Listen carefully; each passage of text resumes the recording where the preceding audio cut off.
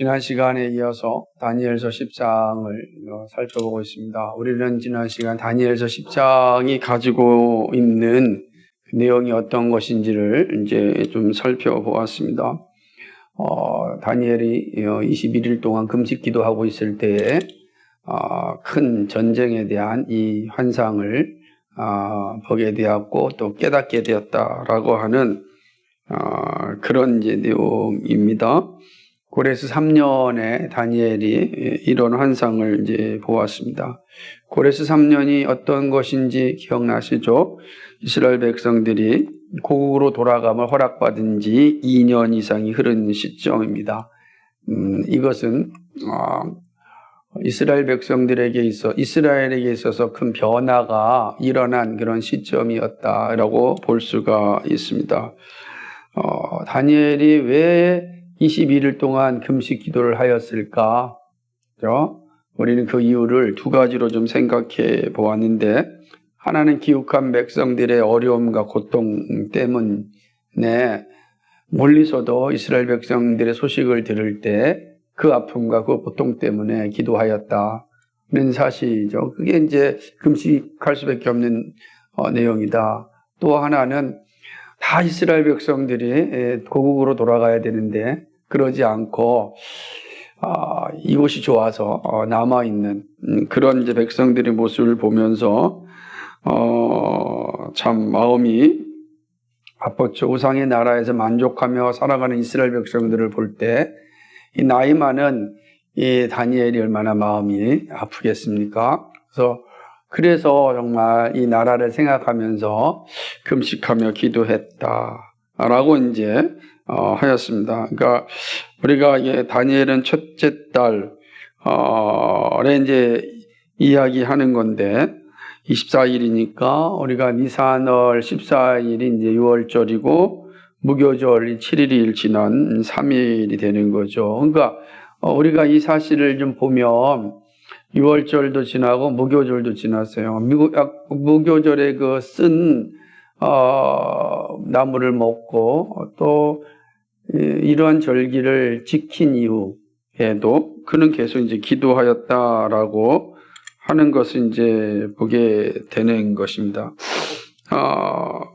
계속해서 기도하고 있는 상황 가운데 히데갈 강가에서 이제 놀라운 소식을 이제 듣게 되는 것입니다. 그분이 어떤 분일까?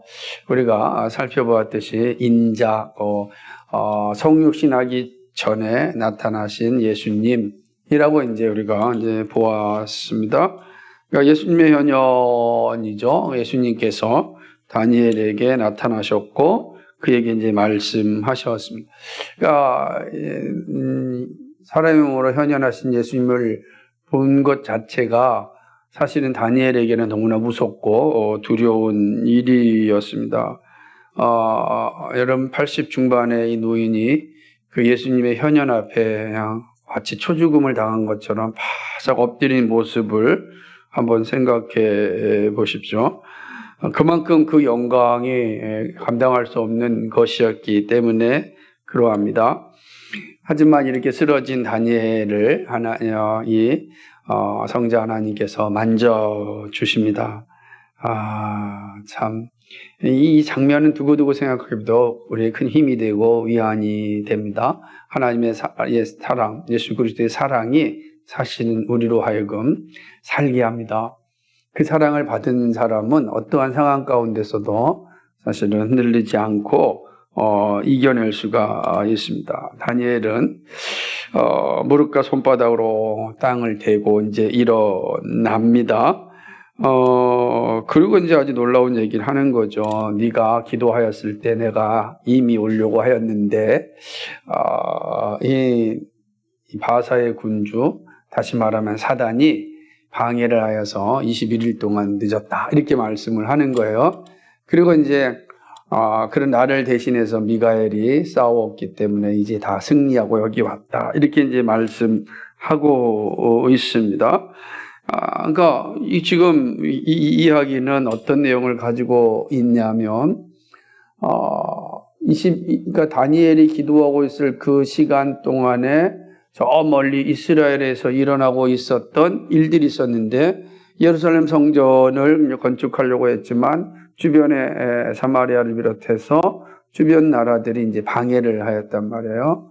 근데 사실은 이제 나라가 방해한 건데 오늘 바사의 군주가 방해했다 이렇게 표현한다면, 그러니까 실제는 역사 속에서 이루어진 건데 역사 위에서 일하는 이 영적인 상황들을 말씀하는 겁니다. 사단이 이 일을 방해하고 있어서 사단이 사람을 통해서 방해한 거죠. 그래서 미가엘을 통해서 이 모든 문제를 해결했다. 다시금 성전이 세워지고 있다. 이런 이제 이야기를 전해주는 것 아니겠습니까? 그러니까 성전 건축이 성공했다라는 것을 이제 의미하는 것입니다. 그런 후에 이제 인자는 다니엘에게 마지막 날에 이스라엘 백성들이 당할 일을 이제 깨닫게 해주는데 아주 오랜 뒤에 일어날 일인데, 그러니까 역사의 흐름을 이제 말씀해 주는 겁니다. 역사, 장차 일어날 역사. 다니엘은 그 역사를 보지 못합니다. 그 역사 속에 살지 못합니다. 이미 다니엘은 그 역사 속에 살지 못하지만 그러나 다니엘은 그 역사를 보게 됩니다. 미래를 본다는 건 정말 두렵고 떨리는 일 아니겠습니까? 여러분이 미래의 역사를 보았다고 생각해 보면 기쁘고 신나겠습니까? 그 미래의 역사가 어떤 것인지, 그 역사는 정말로 또 새로운 나라가 다시금 자기 나라를 짓밟고 또 새로운 나라가 또 역사를 뒤엎는 이 어마무시한 역사를 본다는 건 정말로 두렵고 떨린 일이 아닐 수 없습니다. 그러니까 이 놀라운 얘기를 다니엘이 듣자 바로 얼굴을 땅으로 향하고 말문이 막혀버리죠. 이거를 왜 저에게 말씀해 줍니까? 이런 데도 이걸 감당할 수 없습니다.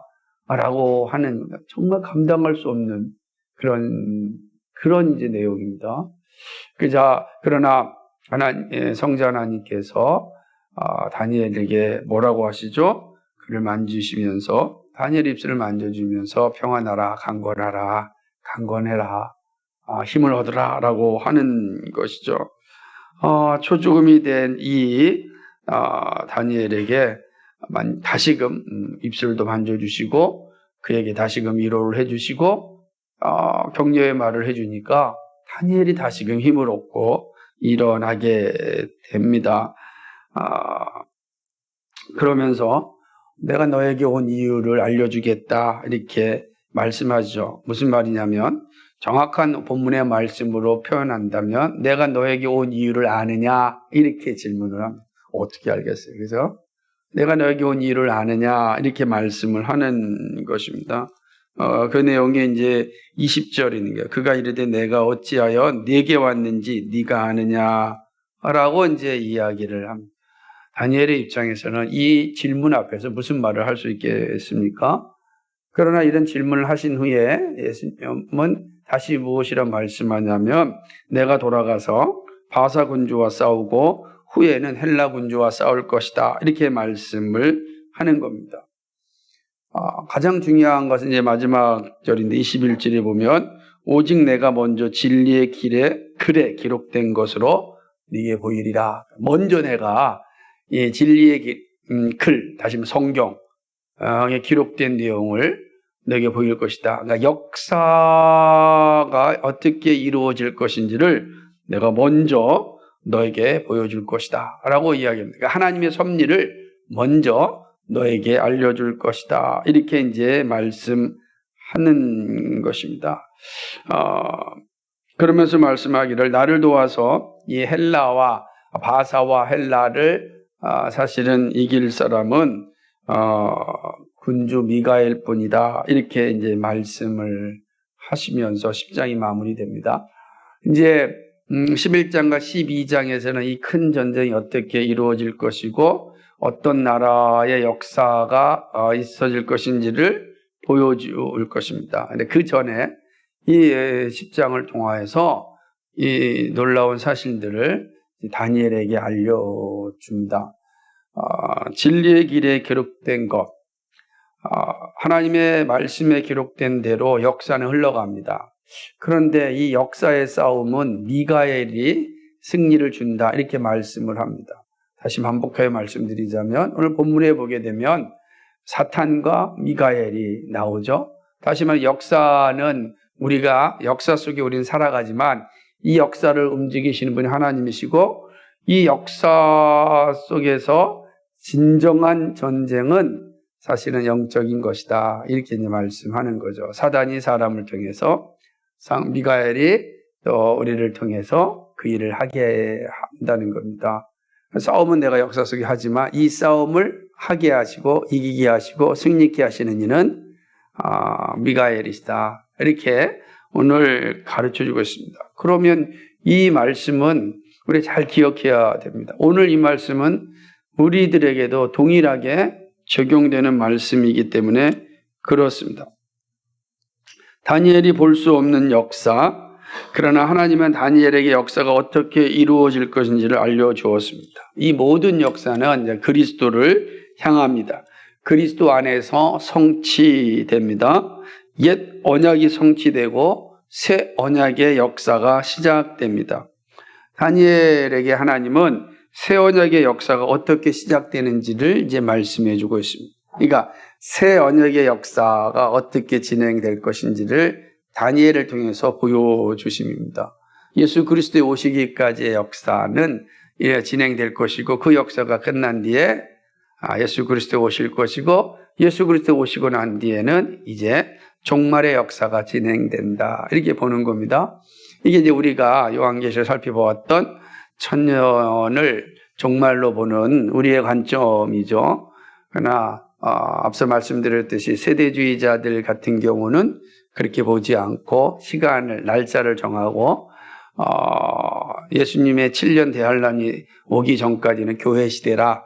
교회 시대가 끝나면 7년 대환란이 올 것이고 7년 대환란이 있으면 또 예수님이 재림하고 천년왕국이 올 것이다. 이렇게 이제 가르치는데 뭐 그렇게 세대주의자는 보지만 우리는 그렇게 보지 않고 좀 상징적으로 생각을 해서 예수 그리스도 안에 성취된 역사 그리고 종말의 역사로 이해한다.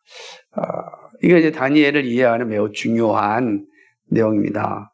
오늘 우리 집사님 기도했던 것처럼 주일학교 친구들이 좀 어렵고 힘든 부분이 분명합니다. 근데 주일학교만 힘든 게 아니라 목사님들도 다 힘들어요.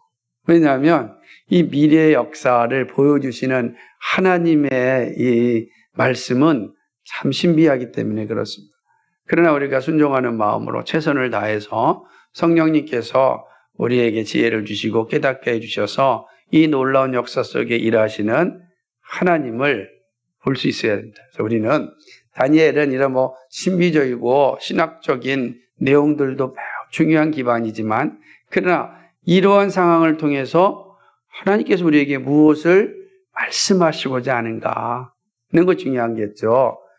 가장 중요한 건 오실 예수 그리스도를 맞이하는 겁니다. 예수님을 맞이하는 예수님. 그러니까 모든 것은 다 예수 그리스도를 향하고 예수 그리스도 안에 성취되고 예수 그리스도를 중심으로 역사를 바라보게 하는 그런 하나님의 구속사적인 놀라운 계획이다라고 하는 것입니다. 자, 그렇게 다니엘이 보았던 큰 전쟁에 대한 역사의 가르침을 주고 있는 본문은 우리에게 의미심장한 교훈을 주는데, 오늘은 이제 오늘 본문을 통해서 우리에게 주는 교훈을 좀 차례대로 살펴보고자 합니다. 첫째는 이런 교훈입니다. 기도하는 신자만이 세상이 영적 전쟁터라는 사실을 알 수 있습니다 하는 것입니다. 기도하는 신자만이 알 수 있는 게 있는데 이 세상이 영적인 전쟁터다라는 것입니다. 여러분, 이 놀라운 사실을 아는 사람들은 소수입니다. 오늘 대한민국에서 이 사실을 알고 있는 사람이 얼마나 되겠습니까?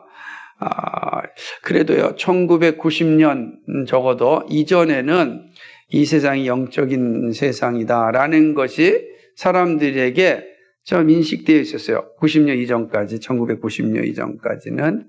그래서 그걸 어떻게 알 수 있냐면 1990년 이전에 나타난 드라마를 보면 알게 됩니다. 1990년 드라마 중에 아주 제일 많이 그 히트를 쳤던 드라마 가운데 하나가 뭐냐면 전설의 고향이란 거예요. 전설의 고향이다 귀신에 관한 내용이잖아요. 그죠? 귀신, 다양한 귀신이 나오잖아요. 뭐 꼬리 9개 달린 구미호도 나오고, 다 이제 이렇게 귀신에 대한 거다. 무슨 말이죠? 영적인 세상이 있다. 이게 인식을 하는 게 사람들이 영적인 세상이 있다라고 이제 인식을 하고 이제 많이 살았던 걸 보게 됩니다. 그리고 또 영화에 대해요. 중국 영화 중에 강시가 나오는 영화, 강시. 귀신들의 난 강시라는 영화가 얼마나 많이 나왔는지 몰라요. 그래서 사람들이 총총총총총 뛰면서 다니는 그런 영화가 나타나기도 하였습니다. 그런 것을 증명하듯이, 근데 그 소설을 보게 되면 이런 영적인 것들이 많이 있었는데, 특별히 김동리라고 하는 그런 이 소설가가 쓴 등신불 혹은 무녀도, 이런 소설들은 바로 이런 영적인 세계에 대한 이해입니다. 특별히 무녀도 같은 경우는 이제 기독교와 또 이 무교의 어떤 이야기들이 이게 섞여 있는 그런 내용들. 그 내용은 이제 기독교가 들어와서 무교를 이제 다 밀어냈다라는 것을 이제 보여주는 그런 이제 무녀도라는, 그게 영화로도 만들어지고 참 많이 있었던 걸 이제 보게 됩니다. 그러니까 이런 것들이 90년 이전에 사람들이 가지고 있었던 인식이었다라고 하는 거예요. 그런데 지금은 더 이상 전설의 고향이 나오지 않습니다. 전설의 고향 나와봤자 웃고 말잖아요. 그죠? 사람들이, 여러분. 딱 그런 세상이 됐습니다. 그런 전설의 고향, 강시가 사라진 곳에 뭐가 나타났을까요? 좀비 영화가 나왔어요. 좀비. 그죠? 좀비는 귀신입니까? 아닙니까? 아니잖아요. 그죠? 죽지 않는다는 거예요. 죽지 않는다는 거죠. 죽은 자가 새로운 존재로 귀신의 개념과 또 다른 그런 이제 의미가 이제 많은 사람들에게 이제 나타나게 되어져 있는 거죠. 그리고 우리 시대는 이제 귀신에 대한 이해가 달라지면서 귀신이 이제 놀잇감이 되었습니다. 대표적인 문화가 할로윈 같은 거죠. 그러니까 할로윈이 귀신 문화인데 그냥 문화예요. 귀신을 믿는 게 아니라 문화가 된 거예요. 그게 90년 이전에는 그게 귀신이 있다고 생각한 거예요, 할로윈. 그런데 지금은 귀신이 문화가 된 거예요. 사람들이 귀신을 믿지 않아요. 그냥 문화예요. 그래서 이제 여기 이제 나이가 드신 분들의 입장에서 할로윈을 보면 이해가 안 돼요. 그런데 지금 세대들의 입장에서 보면 문화인데, 우리 귀신을 믿는 게 아니라 그냥 문화다, 이렇게 생각하는 거예요. 그러니까 이게 지금 세대 간의 충돌이 일어나고 있는 시대에 살고 있어요. 그러니까 오늘날 사람들에게는 귀신이 문화가 됐어요. 실제 존재하는 거로 인식하지 않아요. 내 삶을 즐기는 문화의 일부로 받아보고 있는 것이죠. 귀신의 존재를 무시하는 것은 결국 어떤 현상을 만들어내냐면 내세에 대한 관심이 없어졌음을 의미합니다. 그러니까 내세가 없는 거예요. 내세는 뭐죠? 우리가 하나님의 나라와 지옥 이런 게 없는 거예요. 그러니까 귀신, 할로윈 자체가 문화가 되면서 더 이상 천국 혹은 지옥 이 자체도 이제 인정하지 않는 거죠. 그게 뭔 중요한가? 그럼 내세가 없으면 남는 건 뭡니까? 현세만 남는 거예요. 그러니까 지금 이 자리에서 지금 이 순간을 만끽하며 즐기며 살자. 그럼 지금 이 순간에서 만끽하며 즐기며 살려면 뭐가 필요합니까? 돈이 필요한 거예요. 그러니까 지금은 돈이 이제 주인이 돼서 이 순간에 만끽하며 즐기며 살기 위한 돈. 그것의 모든 것이 목적이 있는 거예요. 무슨 천국이니 지옥이니 뭐 귀신이니 아무 의미가 없는 시대가 됐죠. 그런데 여전히 교회는 하나님 나라와 지옥을 얘기하니까 이 시대 사람들이 교회에 오고 싶겠어요? 그리 교회가 어려운 거예요, 지금. 여러분이 대단한 겁니다. 그죠? 그러니까 이게 다른 시대의 예전에 영적인 싸움이었기 때문에 교회가 영적인 전쟁터에서 우위가 있기 때문에 사람들이 와서 여기서 안식을 누렸다면 지금은 그 자체를 무시하는 거예요. 그리고 오로지 그냥 현실을 즐거워하는 거예요. 현실을 만족하며 사는 거죠. 죽음 뒤에 오는 심판과 천국과 지옥에 관심이 없는 시대입니다. 그러다 보니까 복음에 관심이 없고 세상만 사랑합니다. 신앙은 삶의 무료함을 달래주는 도구에 불과합니다. 그러니까 뭐가 사라지겠어요? 잘 보세요. 그럼 뭐가 없어지겠습니까? 신앙이 그냥 삶의 무료함을 달래준 도구예요. 그리고 천국도 지옥도 없다고 생각을 합니다. 귀신도 없다고 생각을 합니다. 그럼 뭐가 없어지겠습니까? 대표적인 뭐가 없어지죠? 기도가 없어지는 거죠. 왜 그러냐면 기도는 영적인 행위이기 때문에 그렇습니다. 하나님의 살아계심을 의지하고 이 세상에 우리를 지배하는 사단의 세력과의 싸움을 하기 위해서는 기도가 절대적으로 필요한 거예요. 다니엘이 기도할 때 주님께서 오셨잖아요. 들으시고 영적인 거죠. 다니엘이 말할 때 앞에 들은 게 아니잖아요. 하늘에 들으신 거잖아. 영적인 거예요. 그런데 영적인 것에 대해서 무지한다면 기도할 이유가 없죠. 기도처럼 허무맹랑한 게 어디 있습니까? 제일 허무맹랑한 게 기도거든요. 그래서 우리 시대는 기도가 없어졌습니다. 기도가 없어졌고 기도가 있다 할지라도 그 기도는 다 현세를 위한 기도입니다.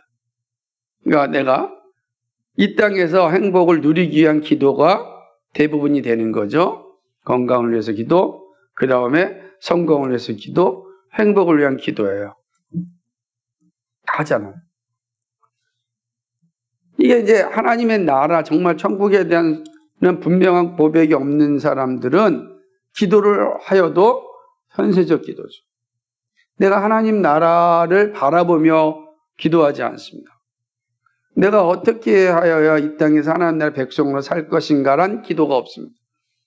내가 정말로 하나님 기뻐하시는 삶을 살기 위해 무엇을 준비할 것인가란 기도가 없죠. 그거는 내세를 사실은 믿지 않기 때문에 생겨난 모습들입니다. 여러분 어떻습니까? 한번 생각해 보시기 바랍니다. 영적 세계에 관심이 없으므로 기도가 없어집니다. 이것은 사단의 전략이 우리 시대에서 승리하고 있음을 보여줍니다. 그런데 안타까운 것은 이러한 모습이 교회 안에도 들어오고 있습니다. 기도가 식어지는 것은 영적 세계에 대해 점점 관심이 없어지고 있음을 보여줍니다. 젊은 세대가 교회에서 사라지고 있는 이유입니다. 영적인 세계에 관심이 없고 오직 현실에만 관심이 있기 때문에 그렇습니다. 그러면 이 세상이 영적 전쟁터라는 사실은 알지 못하는 거죠. 이 땅이 하나님의 전쟁터라는 걸 인식하지 않는 거죠. 그러나 다니엘에게 보여준 하나님의 가르침은 분명합니다. 영적 전쟁터다. 이렇게 말씀하고 있어요. 사단의 세력이 끊임없이 하나님의 일을 방해합니다. 예수님도 이 사실에 대해 분명히 말씀하셨습니다. 70명의 제자들이 전도하러 다녔습니다. 전도하러 다니고 이제 복음을 전하였습니다. 그 놀라움을 경험하고 이제 돌아와서 예수님께 보고를 합니다. 이게 누가복음 10장 17절 18절에 있는 내용인데 이렇습니다. 70인이 기뻐하며 돌아와 이르되 주여 주의 이름이면 귀신들도 우리에게 항복하더이다. 예수께서 이르시되 사탄이 하늘로부터 번개같이 떨어지는 것을 내가 보았노라. 그러니까 사탄이 이제 떨어지는 걸 내가 보았다. 여러분 생각해 보십시오. 지금 이 말씀 앞에서 예수님이 하신 말씀을 기억해야 돼요. 그러니까 제자들이 복음을 전할 때마다 사람들이 그 복음 앞에 굴복하는 것을 보고할 때 예수님께서는 사단이 떨어지는 것을 보았다는 거예요. 공중 권세 잡은 자들이 그들이 무너지는 겁니다. 자, 지금 전도하고 있는데 전도하는 거예요. 전도해서 내가 한 사람을 전도했더니 예수님이 뭐라고 말씀하냐면 하늘에서 사단이 떨어졌다는 거예요. 무슨 말이죠? 그 사람을 지배하고 있던 사단이 무너졌다. 이런 말씀이래요. 이 세상이 어떤 세상인가? 영적인 세상이라는 거죠. 사단이 여전히 미혹하고 있는 시대이다라고 하는 것입니다. 사도 바울은 믿음의 싸움이 영적인 것임을 더 분명히 강조하였습니다. 에베소 6장 11절과 12절에 보면 마귀의 관계를 능히 대적하기 위하여 하나님의 전신갑주를 입으라. 우리의 씨름은 혈과 육을 상대하는 것이 아니요 통치자들과 권세들과 이 어둠의 세상 주관자들과 하늘에 있는 악의 영들을 상대함이라 그랬어요. 이 분명한 거죠. 그러니까 하늘에 있는 악의 영들, 사탄이죠. 성경은 아주 이 사실을 너무나도 분명하게 말씀해 주고 있습니다. 다니엘에게 그 사실을 보여줬고 예수님이 그 사실을 알려주셨고 예수님의 제했던 바울이 확신 있게 전하는 내용입니다. 다 동일한 내용이에요. 이 세상은 영적인 전쟁터다는 사실이죠. 이 놀라운 사실은 기도하는 사람에게 더욱 분명하게 인식됩니다. 기도는 영적인 세상을 인정하는 사람만이 할 수 있습니다. 기도할 때 영적인 세력들과 싸울 수 있습니다. 다니엘에게 나타나서 말씀하신 주님의 말씀을 기억해야 됩니다. 바사 왕국의 군주가 21일 동안 나를 막았다. 세상에, 그죠? 어떻게 막을 수 있겠어요? 방해한다는 뜻이죠. 하나님을 방해하고 있다는 거죠. 사단은 하나님의 일하심을 끊임없이 방해합니다. 지금 우리는 그러한 시대에 살고 있습니다. 더구나 지금 매우 세련된 그런 미혹 가운데 살고 있습니다. 그렇죠. 우린 정말 그런 시대에 살고 있어요. 이거 우리가 인식을 하는 게 필요합니다. 그래서 세상은 끊임없이 이 세상은 영적인 것이 없다. 이게 이야기합니다. 그런 거죠. 그냥 문화다라고 이야기하는 겁니다. 그때 우리는 정신 바짝 차려야 됩니다. 그죠? 문화라는 것에 모든 것을 다 넘겨주면 안 됩니다.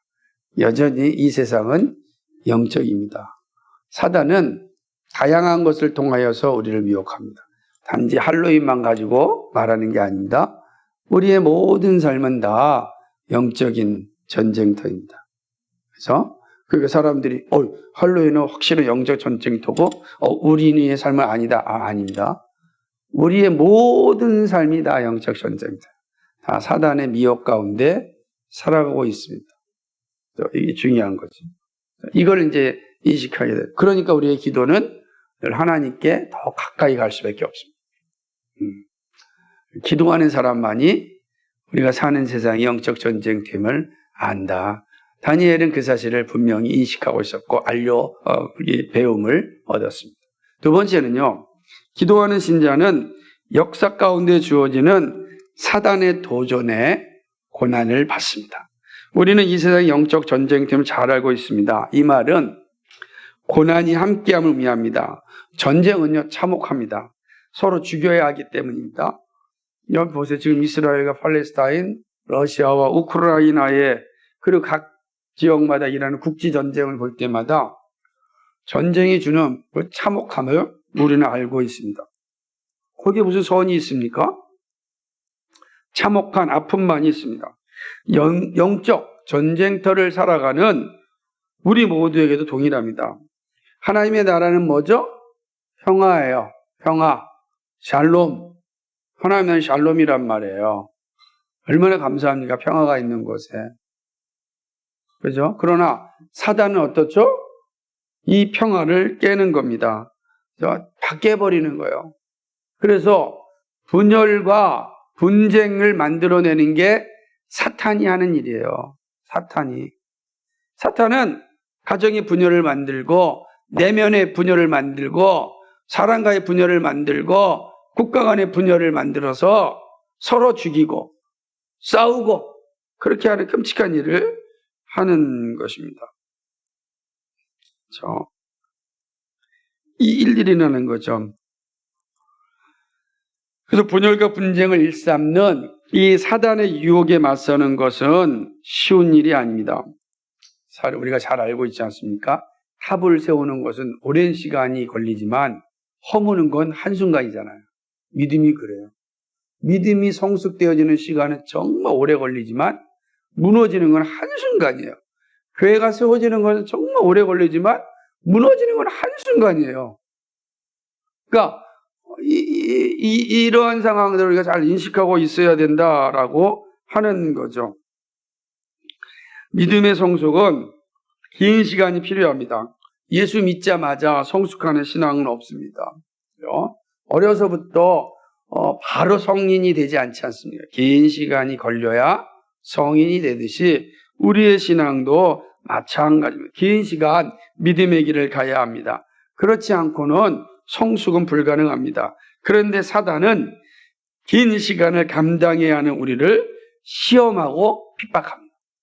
긴 시간 동안 성숙되어야 되는 우리를 계속해서 핍박합니다. 시험을 줍니다. 그래가지고 성숙에 이르지 못하게 하는 거예요. 그죠? 때로는 핍박으로, 때로는 유혹으로 우리로 하여금 성숙에 이르지 못하게 합니다. 이 사단이 하는 일입니다. 영적 전쟁터를 살아갈 때 이러한 고난이 있음을 이상히 여기지 말아야 합니다. 예수님도 십자가를 지셨습니다. 사도들도 고난의 십자가를 지었습니다. 그리고 믿음의 사람들이 다 이러한 길을 걸어갔습니다. 그러나 믿음을 지켰습니다. 우리도 다 그런 고난 받는 거 나만 받는 거라 생각하지 마시라는 거예요. 나한테 시험이 오고 고난이 오고 핍박이 올 때, 유혹이 올 때 왜 나한테만 이런 일이 생기지? 이럴 필요가 없다는 겁니다. 우리 예수님도 그때가 십자가의 고통을 당하셨습니다. 그렇죠? 사단으로 말미암아 시험도 유혹도 받았습니다. 믿음의 고백인 히브리서 11장의 기록은 우리에게 큰 격려를 줍니다. 히브리서 11장 36절과 38절 말씀을 보면 이 사실을 알 수 있습니다. 또 어떤 이들은 조롱과 채찍질뿐 아니라 결박과 옥에 갇히는 시련도 받았으며 돌로 치는 것과 톱으로 켜는 것과 시험과 칼로 죽임을 당하고 양과 염소의 가죽을 입고 유리하여 궁핍과 환난과 학대를 받았으니 이런 사람은 세상이 감당치 못하느니라. 그들이 광야와 산과 동굴과 토굴에 유리하였느니라.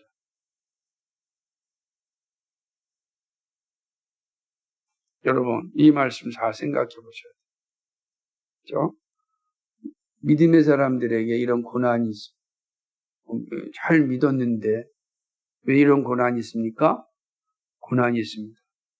자, 사단이 예수 믿는 사람들, 신자들의 성숙을 원하지 않아요. 끊임없이 방해하는 겁니다. 그래서 조금 더 신앙이 성숙하려고 그러면 탁 쳐가지고서 또 낙오시키고 그러는 겁니다. 신앙은 이러한 영적인 싸움 속에서 이겨나가는 일입니다. 계속해서. 그래서 예수 믿다가 주변 사람 때문에 아픔이 오고 고난이 올 때 이상히 여기시면 안 돼요. 이게 사단이 또 나로 하여금 영적인 성숙을 방해하고 있구나. 이식하면 됩니다. 왜냐하면 우리가 사는 세상은 이 영적 전쟁터이기 때문에 그렇습니다.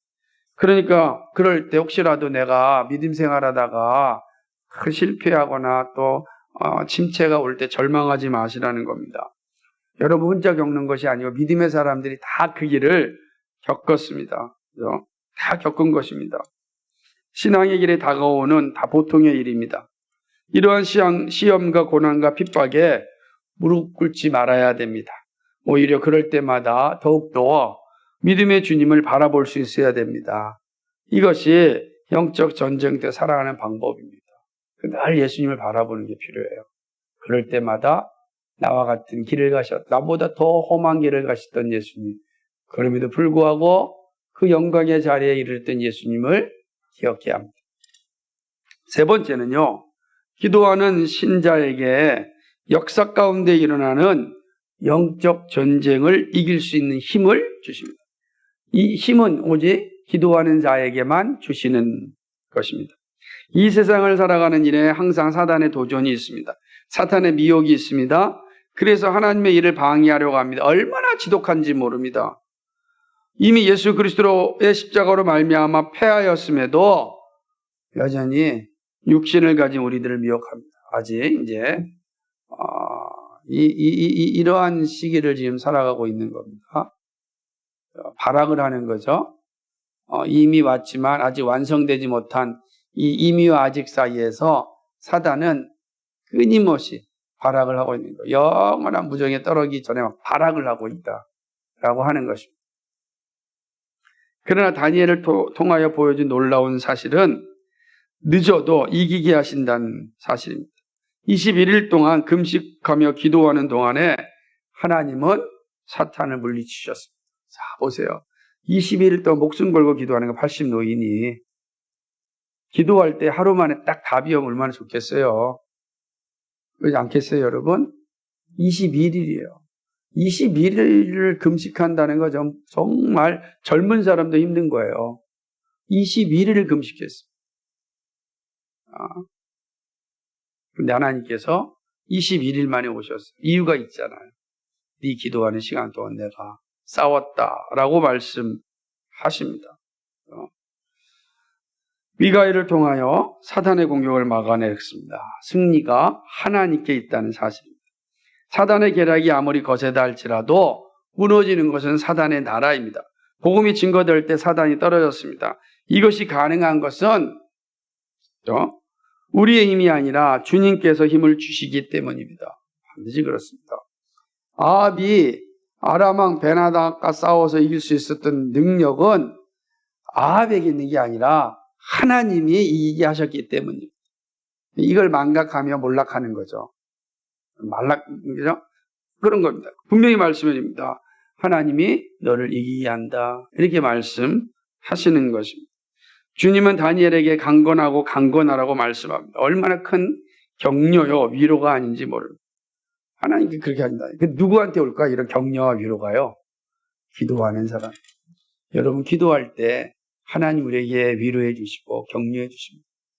여러분 우리가 살아가는 세상이 얼마나 힘듭니까? 각박하고 다양한 것을 인하여서 우리가 어려움을 겪습니다. 그러니 얼마나 어려우면 지금 우리나라가 자살률이 세계 1위입니다. 행복지수가 꼴찌입니다. 이런 거예요. 더군다나 또 교통사고도 1위의 나라예요. 행복지수가 정말 형편이 없는 이런 말이 됩니까? 이게 지금 우리가 살고 있는 현실입니다.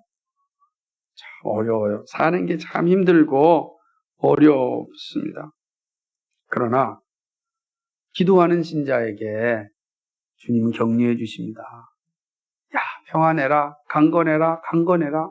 만져주시고 힘을 주시고 위로하여 주시고 기도하기 때문에 이 모든 은혜를 다니엘이 누리는 겁니다. 기도하였기 때문에 하나님께 기도하는 자에게 이런 영광을 주시는 것입니다. 그렇죠? 우리의 삶도 동일합니다. 예수님은 사단을 물리치셨습니다. 그리고 하나님 나라가 완성을 위하여 기다리는 그 기간에 사단의 강력한 도발을 이길 수 있도록 성령을 보내주셨습니다. 이제 누구든지 예수 믿는 자에게 성령이 임재하십니다. 그리고 성령이 사탄을 이기게 하십니다. 우리의 힘이 아니라 성령이 사탄을 이깁니다. 로마서 8장 26절 놀라운 말씀 아닙니까? 이와 같이 성령도 우리의 연약함을 도우시나니 우리는 마땅히 기도할 바를 알지 못하나 오직 성령이 말할 수 없는 탄식으로 우리를 위하여 친히 간구하시느니라. 성령이 우리의 연약함을 도우신다고요. 우리를 도우시는 분이 성령이십니다. 그런데 예수 믿는 자에게 성령이 임재하십니다. 우리가 늘 성령을 의지하여 기도해야 합니다. 그것이 이 영적인 전쟁터에서 이기는 길입니다. 그러니까 이미 우리는 뭐예요? 이 힘을, 능력을 가지고 있습니다. 이 능력을 사용하면 됩니다. 무기가 있는데 무기를 사용하지 않으니까 지치는 겁니다. 이 무기가 기도입니다. 기도가 바로 이에 능력이고 힘이 됩니다. 강건해라, 강건해라. 기도하는 자에게 주신 하나님의 음성입니다. 내가 너희를 이기게 하리라. 사랑하는 여러분, 어떠한 상황이 있든지 어떠한 어려움이 있다 할지라도 기도의 자리를 포기하면 안 됩니다. 여러분이 아무리 잘 나가고 성공하는 자리에 있을 때 반드시 기억할 것은 기도하는 자리를 지켜야 돼. 그래 겸손해집니다. 이 주께서 왔구나 알게 되는 거예요. 그렇죠? 이 사악한 아합은 힘들고 어려울 때 선지자의 말을 들었지만 잘 나갈 때는 어땠어요? 듣지 않았어요. 자기가 결정했어요. 기도하지 않았어요. 자기가 결정했습니다. 결국 망하는 몰락하는 인생이 되는 겁니다. 여러분 잘 기억하셔야 돼요. 그러니까 우리는 어려울 때도 잘 나갈 때도 어느 자리를 지켜야 되느냐? 기도의 자리를 지켜야 돼요. 기도의 자리. 그게 사는 길입니다. 기도하는 자는 성령의 도우심으로 사탄을 이깁니다. 자, 항상 기도하라는 것은 사탄을 이기기 위함입니다. 자, 항상 기도하는 은혜가 있길 바랍니다. 네. 그래서 기도 길을 찾다가 중요한 책이 됩니다. 자, 마지막 네 번째로는 기도하는 신자는 모든 역사가 하나님의 섭리 가운데 주어짐을 알기에 믿음으로 살아갑니다. 이게 분명한 거죠. 기도하는 신자에게 주어진 영광은 모든 역사가 하나님의 역사임을 아는 일입니다. 여러분 지금 우리가 살아 이 역사가 하나님의 계획 속에 이미 주신 역사라는 것을 이걸 아는 사람과 모르는 사람은 전혀 다른 인생을 살아갈 수밖에 없습니다. 다니엘은 먼 미래의 역사를 보았습니다. 하나님이 어떻게 역사를 이끌어 가시는지를 보았습니다. 그러기에 오늘의 삶을 잘 준비하였습니다. 이것이 우리에게도 동일합니다.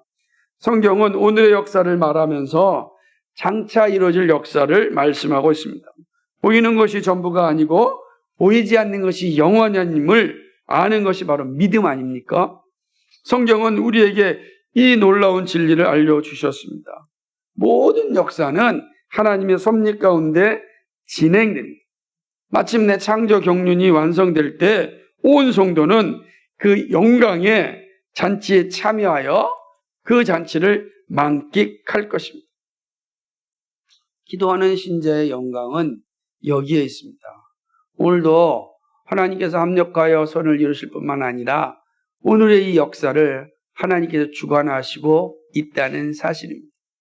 여러분 우리의 역사를 하나님이 주관하고 있습니다. 그러니까 그 역사를 바라보면서 우리는 살아가는 겁니다. 하나님께서 이 놀라운 역사를 이루어 가실 텐데 그 하나님은 전능하신 분이고 그 하나님은 어떤 분입니까? 합력과 선을 이루시는 분입니다. 그 하나님은 어떤 분이십니까? 사랑의 하나님이십니다. 그 하나님 어떤 분이십니까? 우리에게 능력을 주시는 분입니다. 그래서 이 사실을 아는 성도는 무엇에 열심을 내겠습니까? 하나님을 아는 일에 열심을 내는 겁니다. 이 역사가 하나님의 역사인데 이 역사를 움직이신 하나님은 어떤 분인가? 그 아는 일에 열심을 냅니다. 그래서 그 하나님이 만들어갈 역사를 기대하면서 나에게 맡겨진 일들에 최선을 다하는 거죠. 내가 하는 일이요. 내가 결정하고 하는 일이 얼마나 귀하고 소중한 일입니까? 하나님의 역사를 만들어가는 일이에요. 그렇게 우리를 부르셨어요.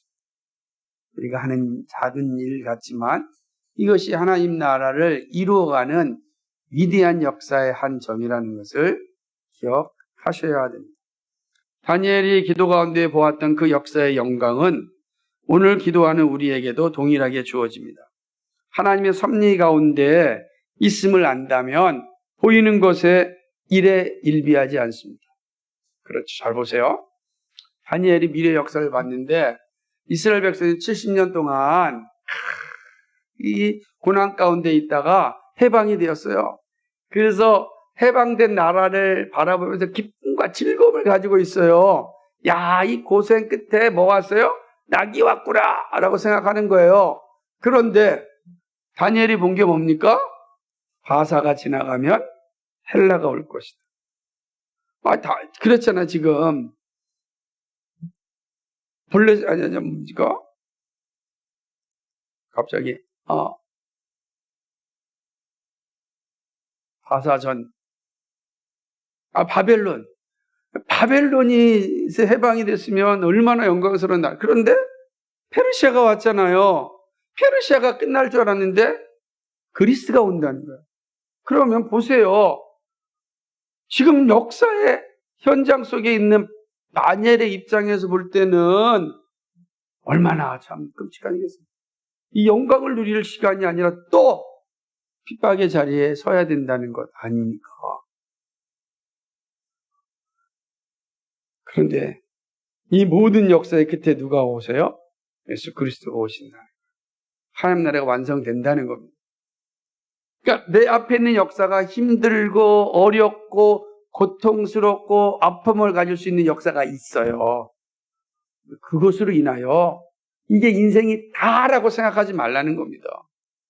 여러분이 살다 보면 어렵고 힘든 일이 겪는데 그게 인생의 끝이 아니라는 겁니다. 다가 아니에요.